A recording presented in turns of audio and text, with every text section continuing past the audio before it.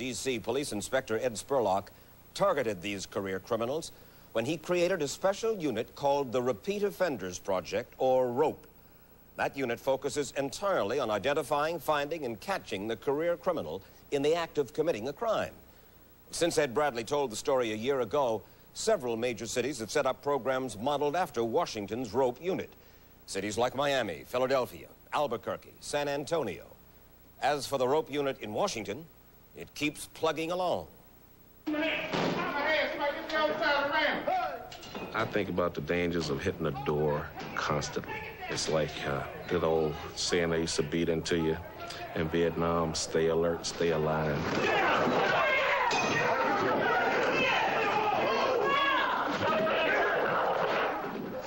ROP is 66 men and women handpicked from the police department's other divisions.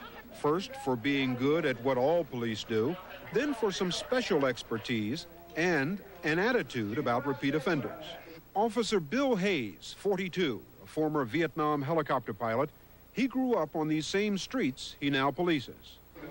I think the worst kind of criminal is that person who preys on the weak, the afflicted, the elderly, the helpless.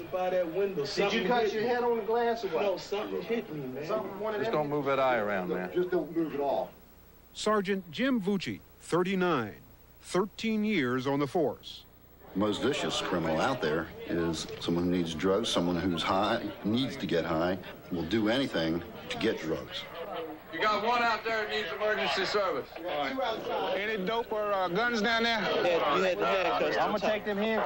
That's the only thing. I'm not giving you no trouble. You're not sir. hurt from jumping out the window. Lieutenant Bob Schaefer, a 15-year police veteran. His specialty, undercover investigation. The worst kind of criminal, in my opinion, are the ones you can't get. They keep beating the system. Drugs, a stolen gun, 5 arrests, 4 on the repeat offender list. Every police officer that's active in the street knows personally of several people, 1 to 10 people, that do more than a normal share of crimes. Ed Spurlock heads the unit. We target people, whether they're wanted on warrants or not, that we believe are doing 5 or more serious crimes a week, and we put a legal charge on them. When you say you target people, what does that mean? It means that we assign that particular named person to a squad of men and women whose job it is to place a legal charge, criminal charge, on that person. What kind of people do you go after? We target the most active criminals that we know of in the community. The people who are committing the most serious crimes? The most serious and the most active. All right, good speed for you and your partner. What we did some time ago is we got information that these guys wanted to break in Neiman Marcus and steal some furs. An informant gave ROP that information. A burglary was about to happen at a department store. One full squad, 11 officers, will plan and execute the trap. Each squad has specialists in undercover, weapons, narcotics. They are as diverse in talent as they are in appearance. ROP personnel, they don't represent the Charles Atlases of the world. We have the fat ones, the skinny ones, the unhealthy ones, but it adds to their ability to infiltrate. To tell you who we have as suspects in this case, Larry Moss, the last time, pulled 2 guns on a policeman. He really doesn't have any reason not to resist because he knows he's going back through big time if he does get caught. One of the subjects says he's using $1,500 a week of cocaine. We really don't care about what they look like physically. We're concerned about the one thing, how they're able to use all of their facilities, the things that they personally bring to the squad, and how they relate that to catching of the criminal. That's what we're after. We have every reason to believe that this burglary is going down as planned. Everybody should have handcuffs. They should have their radios. Use extreme caution. Heavy artillery and preparation, standard ROP procedure. Their targets are professionals, career criminals, usually armed and dangerous. As in tonight's store burglary, much of ROP's information comes from informants. Inside, the trap is set, a wireless microphone on the store's guard. He's told what to say and do once the burglars get there. ROP's only surveillance post is a hole high up on the wall, but they can't see much, so they are completely dependent on the security guard's hidden mic. 12:30, the burglars arrive. The officers wait, listening for the guard to tell them when to move in. Omega 17 to Bill. Can you observe them on the camera yet? Do not come. The guy's not with me now, but still do not come. I hope you guys hear me. Do not come. You got 2 guys in the van. I can't see what they got. But the guard gets scared, loses his nerve. You can hear the fear in his voice as he tells them to move in. Yeah, y'all can come. Get 'em. He said you can come. Y'all come get him, y'all get him. What's wrong? Police, hold it right there. Come on, move it out, shoot you. Down on the floor, on the floor, on the floor. Down the floor, I said, on the floor.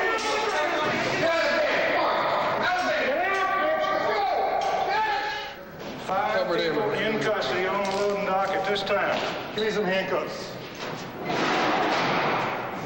Can you still hear the pounding, Bill?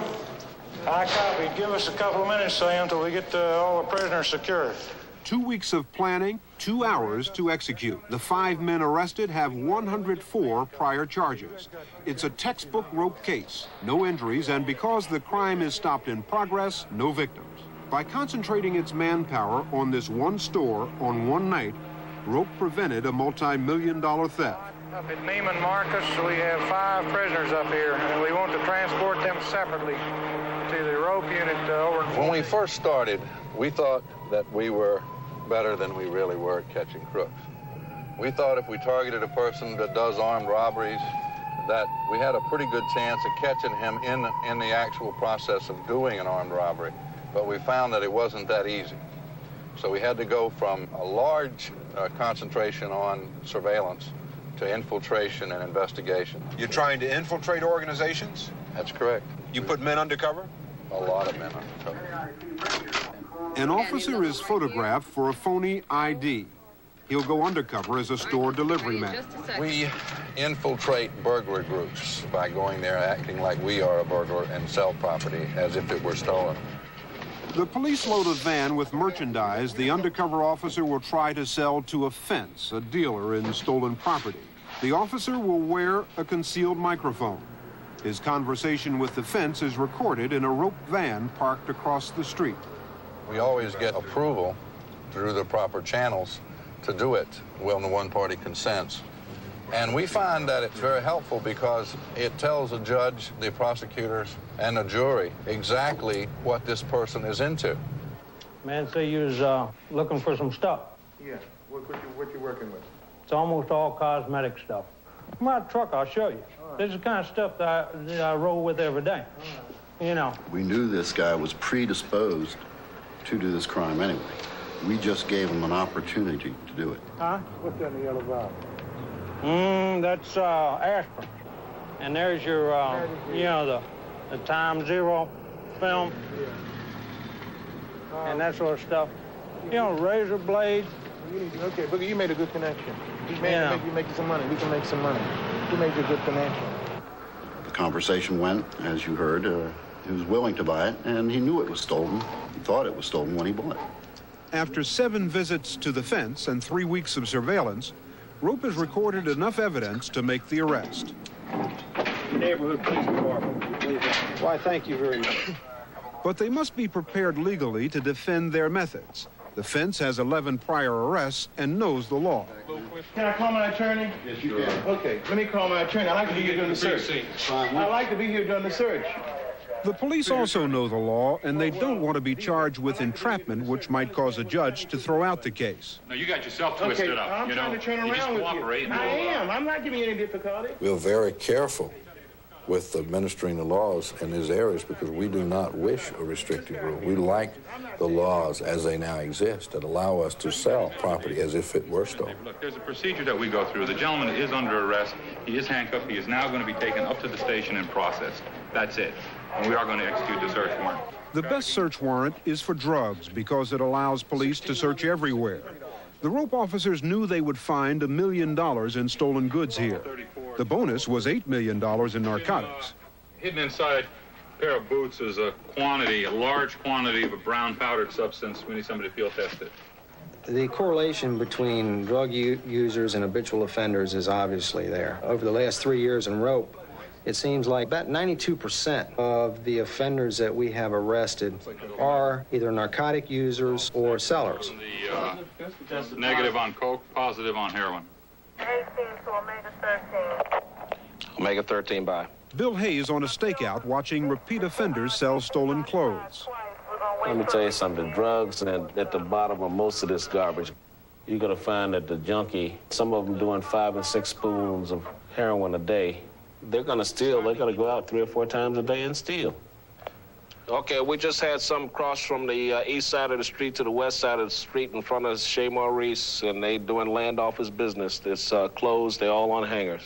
Junkies will shoplift at 3 or 4 stores and then sell the stolen clothes on the street. This surveillance is aimed at the fences, the people who buy the stolen goods. The junkies will take the money they get from a fence, buy drugs, and go to a shooting gallery, a place where they can shoot or inject heroin. Freeze! Put your hands up! Get them up high! Get them up high! I don't want no... Most police stay out of shooting galleries. Rope is the exception.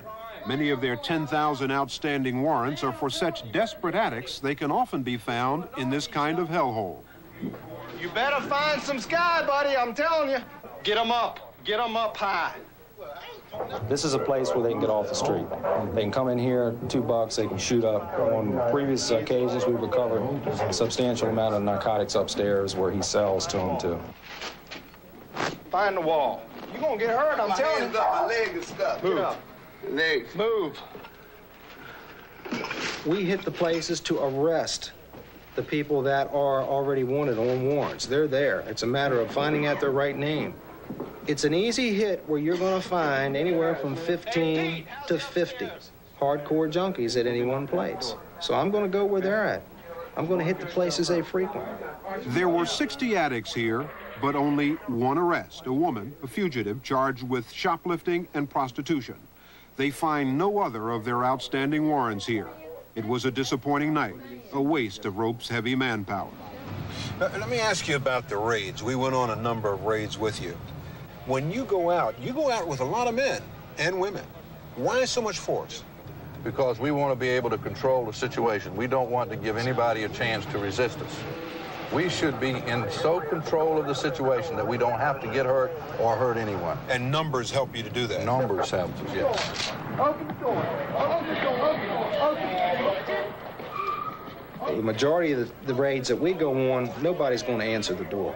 And if you do wait for them to answer the door, they're going to destroy every bit of evidence that's inside. We have a search warrant. So it's essential that we get in quick. Because it's just a game at that point. They're trying to destroy the evidence, and we're trying to get it. Here you go. What about weapons? You see a lot of shotguns. Well, the shotgun's a serious weapon. Yes, it is. Put your hands up against the wall. Don't move.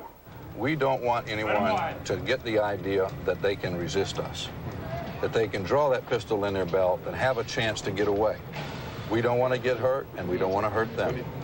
That's not what we're about. We're about locking them up, not shooting them. You know, anything you say could be used against you in court? Yeah. The remarkable thing about your rights is you can stop answering questions anytime. Rope locks them up, but only 38% do time. I just want your full cooperation, be quiet, and just be cool. Our job is to just keep arresting. If we arrest one day and we see 2 days later he's out of jail and we have reason to believe he is again committing crimes, we again target him and go after him. So you just keep doing this over and over and over again? That's correct. We say we interrupt his crime patterns. We interrupted him today, and if he does 3 or 4 or 5 crimes a week, and he stays in jail 2 or 3 days, then we've saved ourselves 3 or 4 victims. And that's how police departments are judged, is how many crimes they allow to be committed against their people. Is it then bad, man? I mean, that a victory is a guy is not committing crimes for a couple of days, and that's a victory? Yeah, absolutely.